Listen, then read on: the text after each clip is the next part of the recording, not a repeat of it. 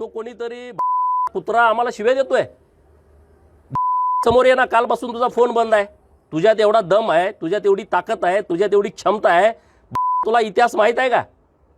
तू आज ज्या पद्धतीनं भाषण करतोय, पोलिसांचे कपडे काढून मारतो, माननीय मुख्यमंत्री देवाभाऊंच्या बद्दल बोलतोयस, आम्हाला आई बहिणीनं शिव्या देतोयस, तुझ्यात हिम्मत आहे पुढे ये। कालपासून फोन स्विच ऑफ करून तू बसलाय।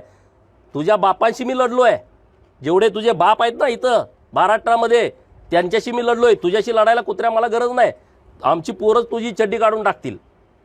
त्यामुळे तू त्या भानगडीत पडू नको।